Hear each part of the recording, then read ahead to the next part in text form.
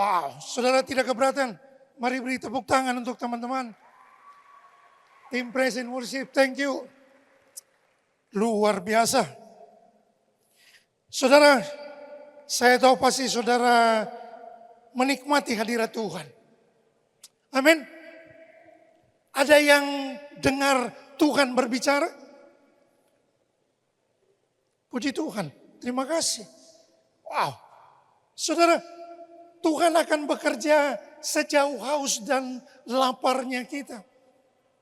Kalau kita haus dan lapar untuk berjumpa dengan Dia, mendengar suaranya dalam worship pun, Dia sudah berbicara untuk kita. Saudara, mungkin Anda lagi mengalami kebuntuan. Saya tidak tahu masalah saudara. Sampai dengan di akhir tahun ini, di Desember ini.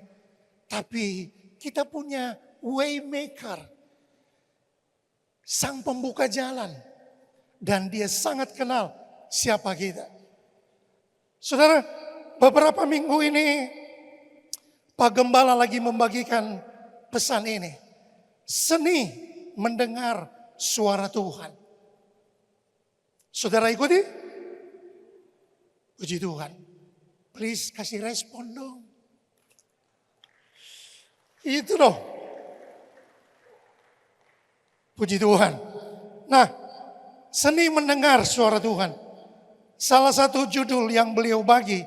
Dan tentunya saya sangat percaya itu memberkati Anda. Dan saya pun sangat diberkati. Salah satu judul dari mendengar suara Tuhan adalah fokus pada firman. Fokus pada firman. Dan saya mau bilang, hari-hari ini kalau kita enggak punya hubungan, kita tidak bergaul dengan firman. Saudara, kita bisa kering. Kering. Persoalan seakan-akan datang dan tarik kita turun. Saudara, penting untuk kita punya pergaulan dengan firman. Sebab firman itu membangun iman. Dan yang membawa kita bertumbuh menjadi lebih dekat kepada Tuhan. Sebab waktu kita mendengar suara Tuhan dari firman-Nya, saudara tidak akan salah. Saudara tidak akan salah. Nah, saya tahu saudara punya pengalaman. Saudara punya cerita tentang apa yang sedang diajarkan untuk kita hari-hari ini. Saudara pasti bisa mendengar suara Tuhan. Nah, hari ini izinkan saya untuk berbagi dari Kisah Para Rasul 22. Kisah Para Rasul 22 ayat 14 sampai dengan ayat yang ke-15. Kisah Para Rasul 22 ayat 14 dan 15. Begini bunyi firman Tuhan. Lalu katanya, Allah nenek moyang kita telah menetapkan engkau untuk mengetahui kehendaknya, untuk melihat yang benar dan untuk mendengar suara yang keluar dari mulutnya.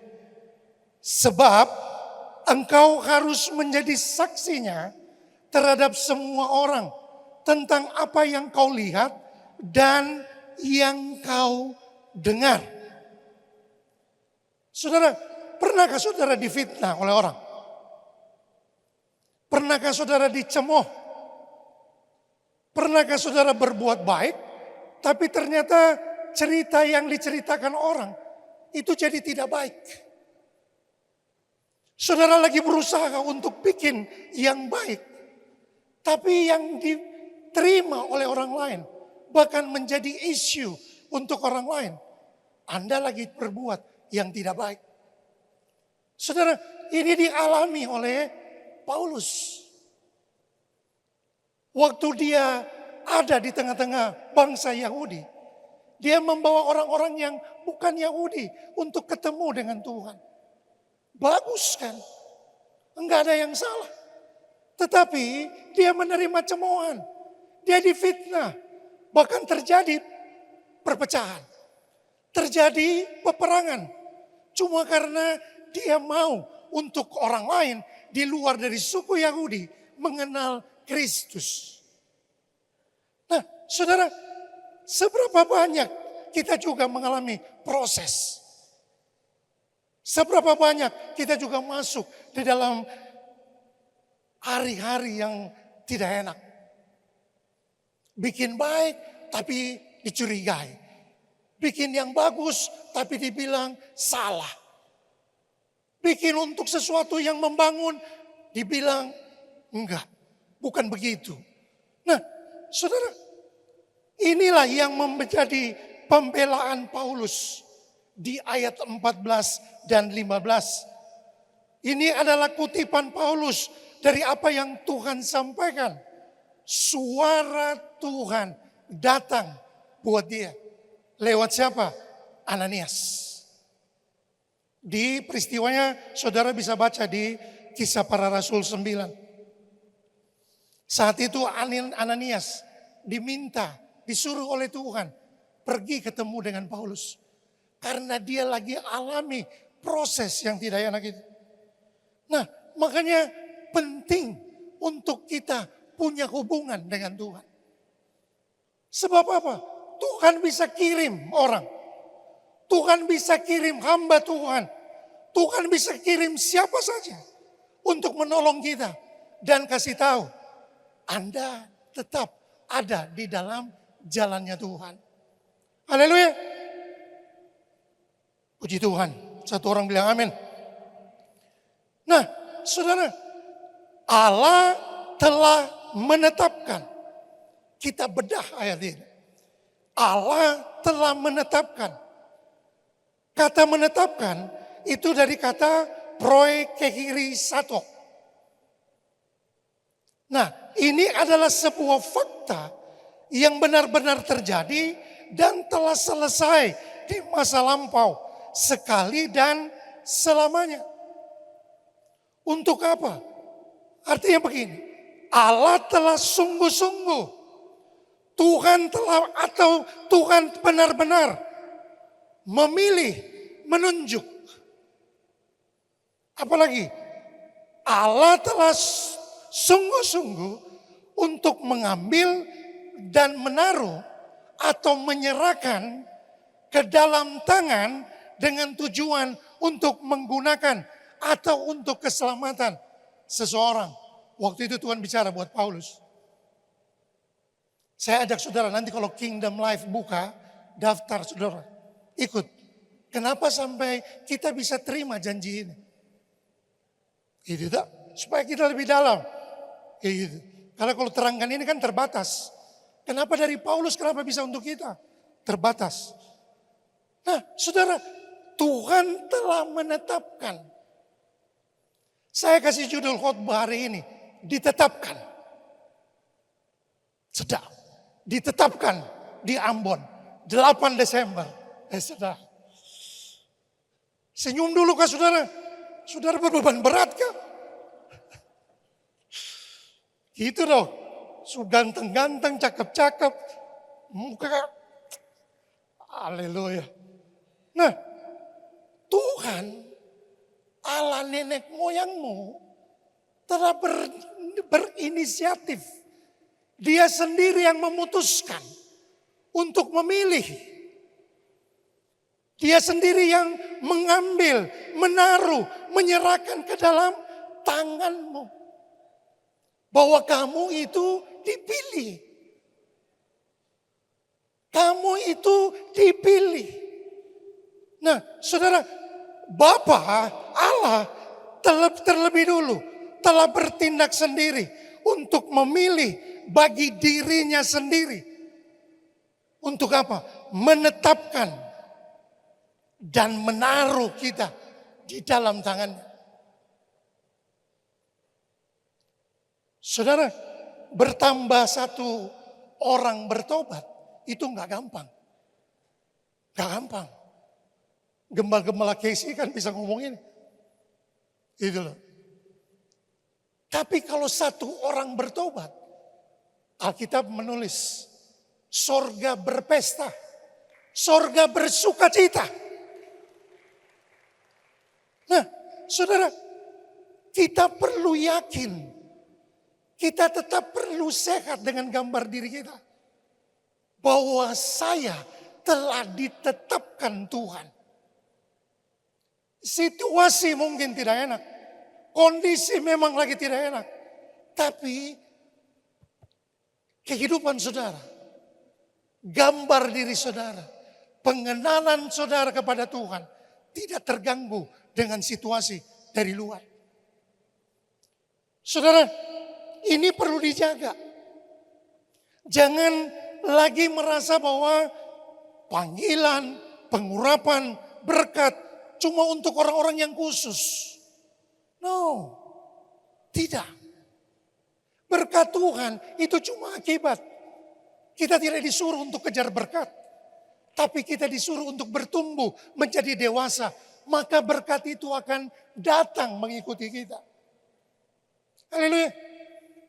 Saudara yang terkasih, saya nggak tahu persoalan saudara apa. 1 tahun adalah 52 minggu. Hari ini kita ada di minggu yang ke-49.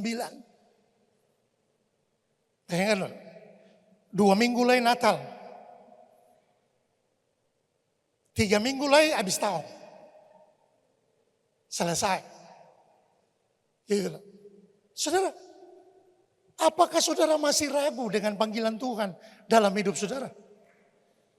Apakah saudara masih ketir-ketir dengan semua persoalan, dengan semua tantangan, dengan semua apa yang sedang datang melanda Anda? Mungkin Anda bilang bahwa ya saya tetap oke lah, saya tahu saya anak Tuhan. Tetapi dengan masalah yang datang bertubi-tubi, persoalan yang datang bertubi-tubi, 2-3 kali datang, saudara mulai bilang, ini betulkah? Tuhan begini kah? Janji Tuhan ini benar begini kah? Saudara, jangan pikir bahwa saya juga tidak bilang begitu. Alkitab menulis, pada saat hari Tuhan itu datang, pahlawan pun menangis. Gak enak waktu kita di rumah. Mau lakukan segala sesuatu tapi salah.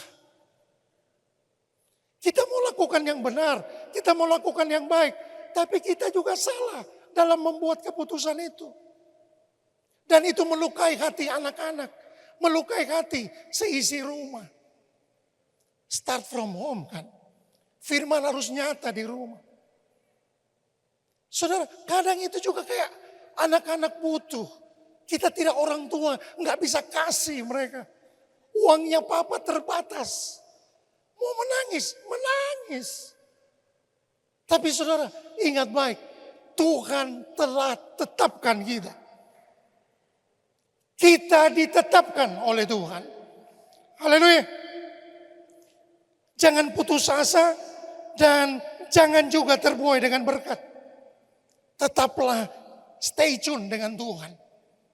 Baca firman-Nya, pegang firman-Nya. Sebab kamu telah ditentukan. Efesus 1 ayat 4. Sebab di dalam Dia Allah telah memilih kita sebelum dunia dijadikan. Supaya kita kudus dan tak bercacat di hadapan-Nya. Dalam kasih Ia telah menentukan kita dari semula oleh Yesus Kristus untuk menjadi anak-anak-Nya. Sesuai dengan kerelaan kehendak-Nya. Nah saudara, untuk kita masing-masing, Tuhan panggil kita dengan kerelaan kehendak-Nya. Makanya ada gifting dari setiap kita. Ada karunia di dalam kita. Saudara, berbanggalah dengan Tuhan. Ayo akhiri tahun ini dengan bersuka bahwa Tuhan tetap memilih saya.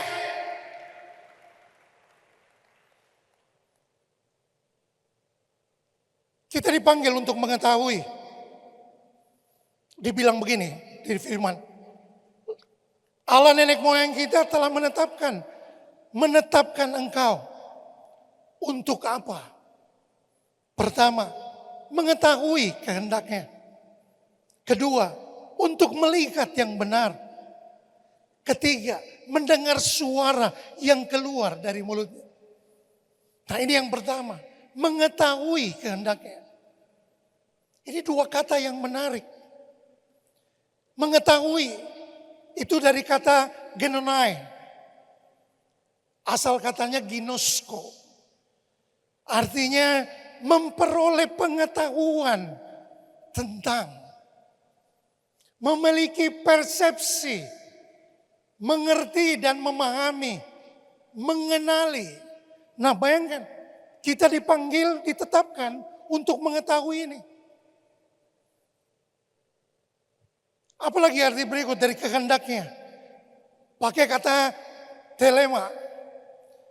Apa yang Tuhan ingin dan tentukan untuk dilakukan. Perintahnya untuk dilakukan. Kemauannya, pilihan-pilihannya, kecenderungannya, keinginannya, kesenangannya. Nah, kita ditetapkan untuk mengetahui kehendaknya. Nah, kita akan tahu waktu kita mendengar suara Tuhan. Kita akan tahu waktu kita tetap baca firman. Saudara tidak akan terganggu dengan proses dari luar. Dengan apa kata orang. No. Sebab saudara tahu, mengetahui kehendaknya. Apa yang Tuhan mau untuk Anda ketahui. Apa yang Tuhan mau untuk Anda memiliki persepsi yang benar. Apa yang Tuhan mau untuk kita mengerti dan memahami serta mengenali. Apa yang Tuhan mau untuk kita buat. Kita telah ditetapkan, bos. Haleluya. 1 Timotius 2 ayat 3 dan 4. Itulah yang baik dan yang berkenan kepada Allah, juru selamat kita, yang menghendaki supaya semua orang diselamatkan dan memperoleh pengetahuan akan kebenaran. Tuhan sendiri yang punya inisiatif. Dia menghendaki supaya semua orang diselamatkan. Dan kita memiliki pengetahuan akan kebenaran. Waktu Anda bertekun mendengar suara Tuhan. Anda bertekun baca firman. Anda akan melihat bagaimana pertumbuhan Anda terjadi semakin dewasa. Berulang kali kita diajar. Jangan cari kesempurnaan. Jangan kejar kesempurnaan. Enggak bisa kok. Tapi yang kita kejar adalah kita bertumbuh menjadi dewasa. Menjadi dewasa. Sehingga apa? Dari kedewasaan kita bisa menuju kesempurnaan kepada Kristus. Poin yang kedua, melihat yang benar. Melihat itu pakai kata idein. Artinya begini, melihat dengan pikiran. Anda dan saya ditetapkan untuk melihat dengan pikiran. Untuk memahami dan mengetahui. Artinya di dalam Tuhan saudara tidak akan bodoh. Firman itu sanggup untuk edukasi kita. Melihat dan menjadi akrab dengan dalam hal ini yang benar. Melalui pengalaman. Saudara, saya bersyukur, saya juga adalah salah dalam membuat keputusan. Respon dengan orang. Tapi waktu firman, waktu kita telah ditetapkan untuk kita melihat yang benar. Tuhan meluruskan itu.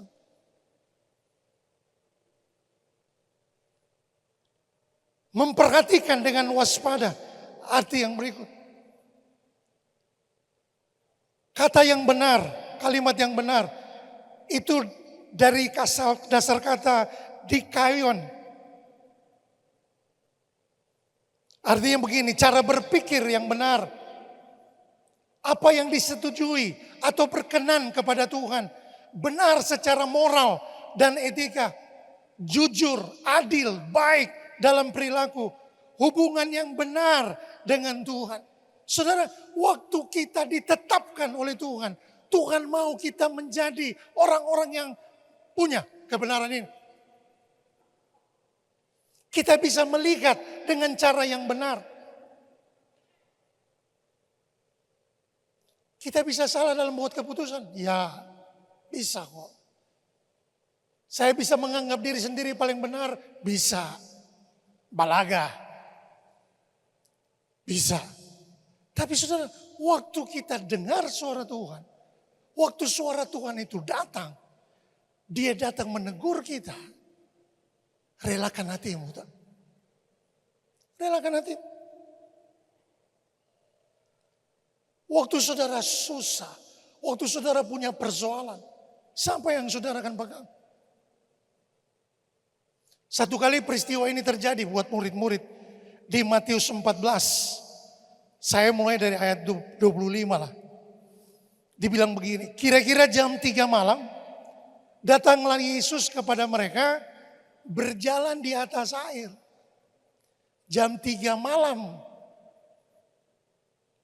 Kalau saudara ada orang jalan di atas air, jam 3 malam saudara kan bilang apa?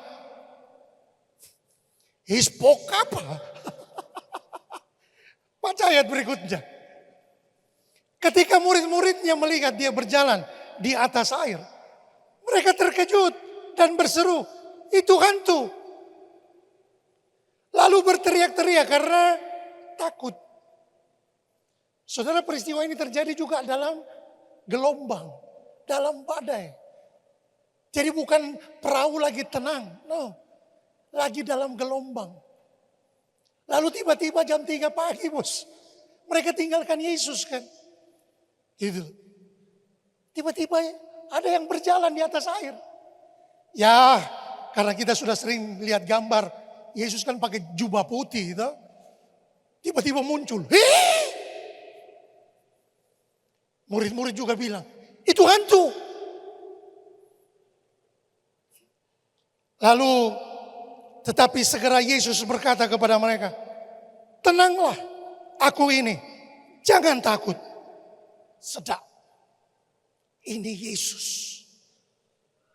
Even kita salah melihat, dia tetap kasih tunjuk siapa dirinya untuk kita. Mungkin kita lagi salah menilai. Atau waktu saudara punya badai, saudara punya masalah, saudara lagi salah memandang. Seharusnya kita pandang Tuhan untuk menjadi sumber pertolongan kita. Tapi,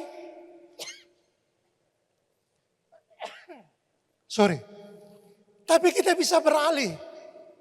Mata kita tiba-tiba bisa melihat mukanya, beta lihat Paris pemuka Ini Paris mesti tolong beta nih. Karena apa? Waktu beta berdoa, beta lihat Paris. Atau saudara lagi kusuk dengan saudara punya masalah. Anak-anak belum bayar uang sekolah. Saudara berdoa dengan sungguh-sungguh. Pak Olop muncul. Ini orang ini yang mesti bayar beta uang sekolah. Yang tahu cerita ini diam-diam sah. Saudara, tapi Yesus tetap datang buat mereka. Ini aku. Saudara, jangan sampai kita juga salah melihat kan. Jangan sampai kita salah fokus. Saya selesaikan. Lalu Petrus berseru dan menjawab dia. Tuhan, apabila engkau itu, suruhlah aku datang kepadamu. Berjalan di atas air. Kata Yesus, datanglah.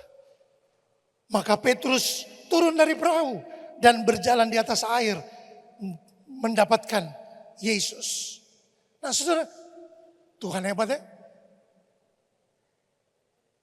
Saya nggak tahu situasi hari itu. Tapi ini cuma impresi waktu baca firman. Kira-kira Petrus bilang begini. Kalau Allah Tuhan, mari panggil beta jalan. Dia mau lihat bahwa ini benarkah Tuhan yang dia lihat yang berkuasa, yang bisa menyembuhkan orang, yang bisa bikin mujizat. Dia lagi bilang, di tengah badai, di tengah persoalan, di tengah laut. Dia lagi bilang, kalau engkau itu Tuhan, bilang saya, jalan ke situ. Yesus juga dengan tenang, mari, come. Sedah. Maka Petrus pun berjalan. Wow. Sekarang kan kita sudah lihat video banyak orang lagi tiru-tiru untuk jalan di atas air. Tapi yang jelas yang pertama kali berjalan di atas air, Petrus. Haleluya. Iblis mencoba mencuri kemuliaan itu. Tapi tetap Alkitab tetap adalah ya dan amin. Tetapi ketika dirasanya tiupan angin, takutlah ia dan mulai tenggelam. Lalu berteriak, Tuhan, tolonglah aku. Segera Yesus mengelurkan tangannya, memegang dia dan berkata, hai orang yang kurang percaya, mengapa engkau bimbang? Lalu mereka naik ke perahu dan angin pun redalah. Kita pun penasaran, Tuhan, waktu Tuhan tarik Petrus nih, dong dua berjalan atas air kan? Atau Tuhan gendong dia? Atau Tuhan sama-sama dengan Petrus, sama-sama kita jalan. Tapi pasti sama-sama jalan. Amin. Saudara, Tuhan ahli dalam membuat mujizat. Di saat pikiran kita terbatas, penglihatan kita terbatas, jangan matikan imanmu untuk tetap pandang dia. Jangan tertipu dengan pandangan yang lain. Jangan mau terima informasi yang lain. Tetaplah pandang Tuhan. Tetaplah lihat dia. Tetaplah fokus untuk dia. Cari Tuhan sungguh-sungguh. Cari Tuhan sungguh-sungguh. Saudara, jangan ragu kepada Tuhan. Saat angin sepoi-sepoi bertiup. Jangan ragu kepada Tuhan. Saat badai itu bergelora. Dan Anda merasakannya. Jangan ragukan Tuhan. Pandang dia. Kalau saudara tidak kuat, berseru, panggil dia. Tuhan, tolong aku. Tuhan tidak pernah curang kok. Tuhan tidak pernah curang. Orang yang berharap kepadanya tidak pernah ditinggalkan. Dan tidak akan dipermalukan. Waktu Petrus berseru, Yesus datang dan kasih tangannya. Bangkit, maju, keluar, ayo. Saudara, itu Tuhan yang kita sembah. Jangan matikan imanmu. Karena saudara melihat persoalan lebih besar. Hari esok mungkin kita belum lihat. Bagaimana masa depan anak-anak. Bagaimana kebutuhan keluarga ke depan. Saudara, bersama dengan Yesus kita cakap menanggung segala perkara. Haleluya. Saudara, orang bisa bilang dunia ini susah. Sedikit-sedikit bilang dunia lagi susah. Saudara mau pegang perkataan dunia atau saudara mau pegang apa perkataan Tuhan? Kalau saudara baca sampai kitab Wahyu, sampai secupak sedinar, artinya secupak beras sama dengan 1 bulan harga gajimu. Di situ Alkitab menulis, untuk orang benar tetap disiapkan berkat. Dan Tuhan bilang, jangan korek yang ini.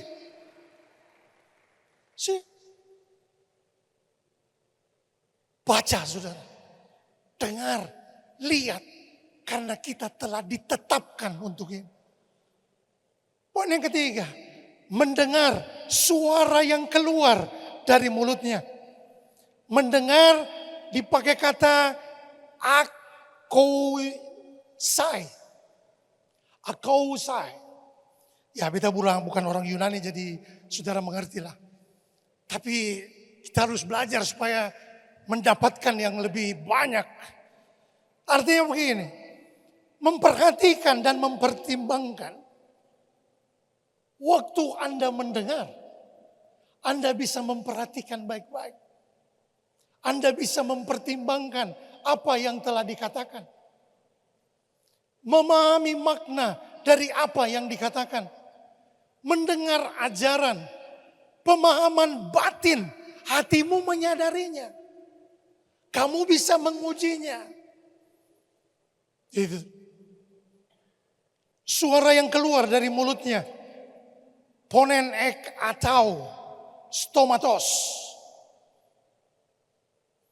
Kata-kata yang diucapkan dari mulut Tuhan. Nafas Allah. Seruan Tuhan. Nah, saudara, kita telah ditetapkan untuk mendengar suara yang keluar dari mulutnya.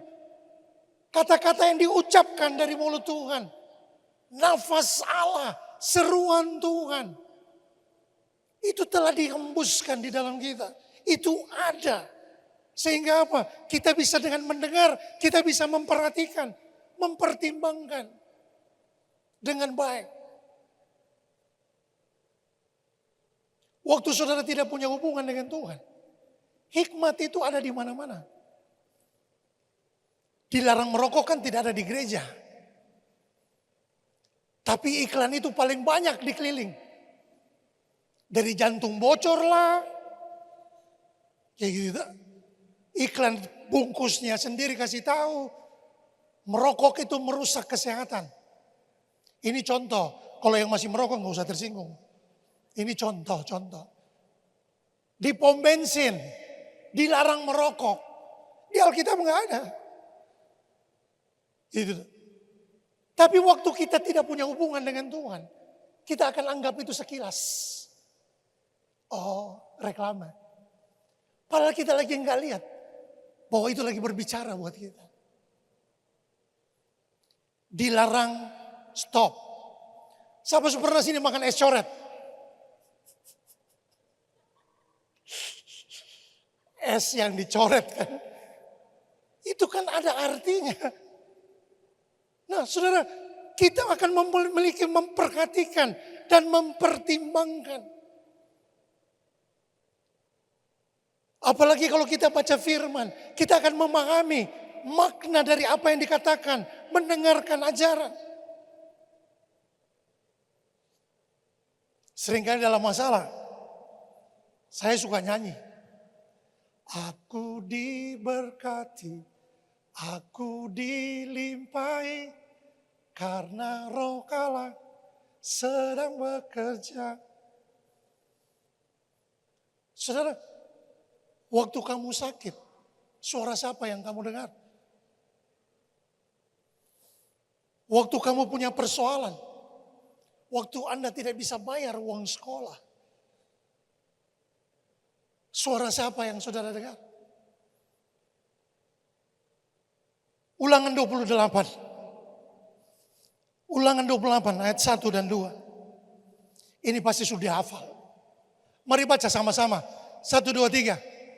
Jika engkau baik-baik mendengarkan suara Tuhan Allahmu dan melakukan dengan setia segala perintahnya yang kusampaikan kepadamu pada hari ini, maka Tuhan Allahmu akan mengangkat engkau di atas segala bangsa di bumi. Ayat 2. 1, 2, 3. Dan menjadi bagianmu jika engkau mendengarkan suara Tuhan Allahmu. Setiap hari saudara baca ayat ini, dia lagi kasih tahu, kalau kamu mendengarkan baik-baik, segala berkat ini akan datang kepadamu. Jangan kejar berkat yang seharusnya datang sendiri di dalam kehidupan saudara. Saya suka tuh pengkhotbah selalu bilang, berkat juga tahu alamat rumah. Bukan COD dan DOC sah. Saudara mau jiku-jiku mana juga tetap kirimanmu sampai. Sama. Berkat Tuhan juga tidak pernah salah alamat. Waktu Anda sungguh-sungguh mendengar, kasih dirimu untuk dengar apa yang Tuhan bilang. Tuhan yang janji kok. Bukan cuci pakailah. Tuhan yang janji. segala berkat ini akan datang kepadamu dan menjadi bagianmu.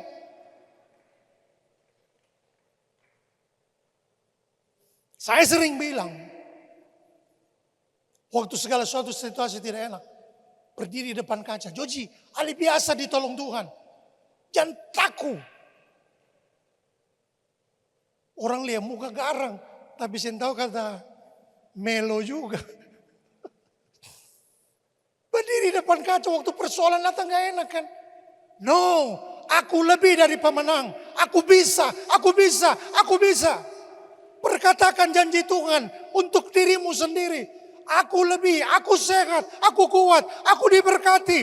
Aku adalah orang-orang yang melayani Tuhan. Anak-anakku akan kenal Tuhan. Mereka akan sungguh-sungguh dengan Tuhan. Kami seisi rumah kami setia dengan Tuhan. Perkatakan. Mungkin saatnya gak enak. Tapi saudara belajar untuk bilang. Saudara, ini kuasa dari suara Tuhan. Mazmur 29.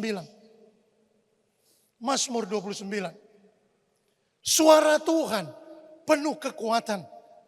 Suara Tuhan penuh semarak. Next. Suara Tuhan mematahkan pohon aras. Nah, pohon aras ini pohon yang tidak mudah dipatahkan. Adalah alih-alih pertanian. Bahkan Tuhan menumbangkan pohon aras Libanon. Tidak mungkin. Tapi waktu suara Tuhan datang, itu rubuh. Ia membuat gunung Libanon melompat-lompat seperti anak lembu. Di mana saudara lihat gunung bisa berlompat? Tapi kalau Tuhan bilang, karena suaranya, itu bisa terjadi. Gunung Sirion seperti anak banteng. Suara Tuhan menyemburkan nyala api. Suara Tuhan membuat padang gurun gemetar. Tuhan membuat padang gurun Kades gemetar. Suara Tuhan membuat beranak rusa betina yang mengandung. Bahkan hutan digundulinya. Dan di dalam baitnya setiap orang berseru hormat. Wow. Saudara, waktu saudara perkatakan firman, saudara lagi kasih keluar kuasa dari suara Tuhan. Waktu saudara belajar memperkatakan firman dalam masalahmu, situasi hidupmu, saudara akan lihat bagaimana Tuhan menumbangkan itu. Haleluya. Sehingga kita bisa melihat bahwa tidak ada yang tidak mungkin bagi orang yang percaya kepada Tuhan. Nah, saudara, ketika hal ini telah kita ditetapkan. Untuk apa? Mengetahui, melihat, mendengar. Saudara, hasil dari tujuan untuk kita diselamatkan dan ditetapkan. Ayat 15. Sebab engkau harus menjadi saksinya terhadap semua orang tentang apa yang kau lihat dan yang kau dengar.